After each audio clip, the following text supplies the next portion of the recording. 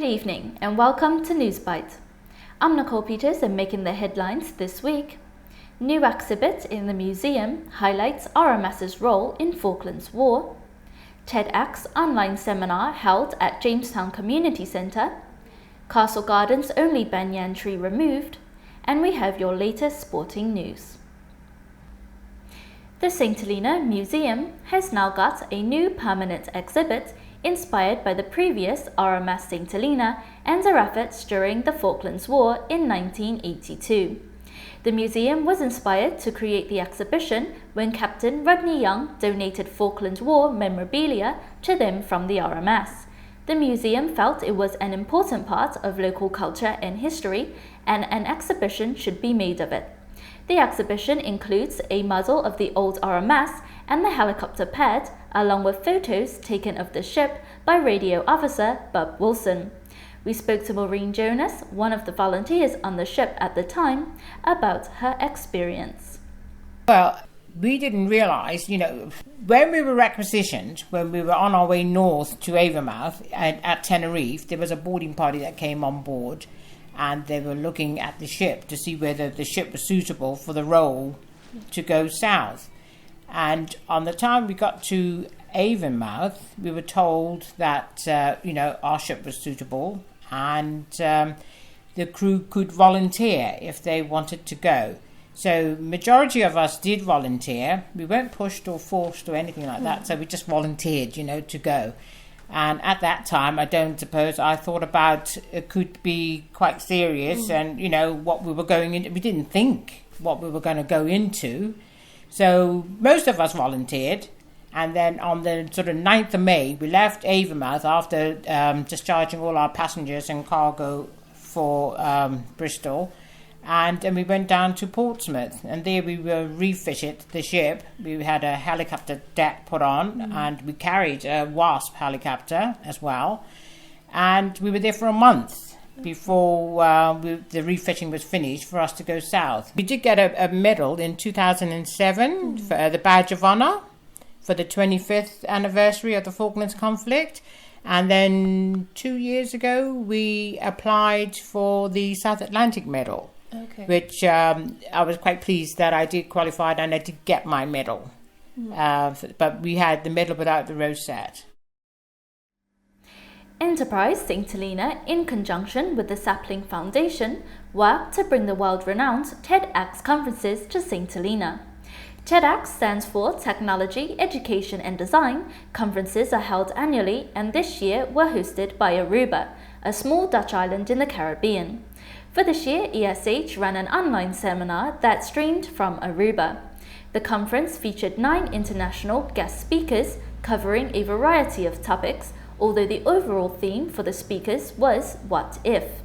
We spoke to ESH's Private Sector Development Manager, Ryan Belgrove, about how the day went. TEDx Aruba, it went off very well. A lot of hard work, but all in all, fantastic turnout. We got just over a percentage of the population of St. Helena from all key sectors and businesses on the island. It was fantastic to see that Solomon's came out. Sure were one of our partners on the day. They did a great job in terms of making sure that we had the viewing pleasure all the way from Aruba. There was no interruptions there. We had NGOs there. Shape brought their team there, so it was a really good day. Nicely spread individuals, nicely spread people. Governor Nisa Phillips, she was also in attendance, which was fantastic to see. So it was nice to see the support coming out from your big sort of key individuals on the island. I just hope that going forward, people that were there can take some sort of inspiration, some sort of insight, and make it happen on the island. Well, we had speakers from all walks of life, from all over the world, chatting about Aruba and their goals of becoming a 100% sustainable island. I've had a few people come back saying that, shame, because the day was so long and there were so many speakers, people not being able to see everyone. So what I've chatted to Aruba about is them letting us download the video. We'll edit it and then we can make that available to whoever wants to view the other speakers that they missed out on the day. Okay. Obviously, this was quite a technological feat as well, web linking to an island so far away. Yeah. I take it the technology held up? Technology was perfect. I must make a big thank you or big send out to Adam Yon and his team at Shure. They were fantastic. There was an uninterrupted line supplied and there was not a hiccup on the day. So it was fantastic to see that our service provider on island was up to the challenge and they passed with flying colours. So well done. Now, you might have noticed a lot of activity happening in the castle gardens over the last week. This was due to the ANRD Forestry Division doing routine checks and pruning trees in Crown Estates. Andrew Tanner has more. Forestry work has been ongoing in the castle gardens this week. As part of this, trees are receiving pruning and checks to see if the plants are healthy. During one of these routine checks, it was discovered that the garden's only banyan tree had become infested with weevils. As weevils only house themselves in already dead trees, it had become necessary to remove the tree completely to both protect the public and neighbouring trees. ANRD Forestry Officer Myra Young told the Sentinel, "This is part of our annual programme. The gardens are Crown Estates and we have a responsibility for the trees. The aim is to keep the trees safe for users of the public gardens. The wood from this tree will be first offered to craftsmen who want to work with the wood. Any wood left over will be used either for firewood or chipped and made into a mulch that can be used as a fertiliser. The Forestry Division will continue with their pruning work through Jamestown over the coming weeks." On Sunday, Longwood Golf Club saw a field of 20 contest their Stableford Texas Scramble. Gavin Curry and Lawson Henry finished on top after amassing an impressive 47 points. Donald Bowers and Hensel Beard took the runner-up spot with 45 points. Now, football. On Saturday, Fuji's put in a determined performance and picked up all 3 points in their match against Hotshots. Carl Jan gave Fuji's the lead before Jordan Jan's stunning strike from 18 yards extended it. Chris Furness converted a penalty to set up a tense finale, but Fuji's hung on to take the points. Rovers were dominant in their match against Axis. Man of the match Rigo Benjamin bagged a brace, as did young player of the match Ronan Legg.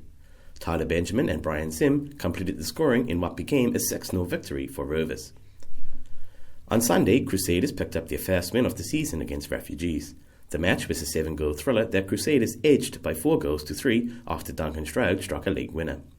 Man of the match Caden Crowley scored a brace for Crusaders, who also saw a goal from Isola. Clayton Leo, Ashley Furness and Daryl Leo found the back of the net for Refugees. Chop Shop Boys finished their season with a 2-1 victory over Bell Boys. Kevin Hudson smashed in a first half brace before Callum Alec got a goal back for Bell Boys midway through the second half.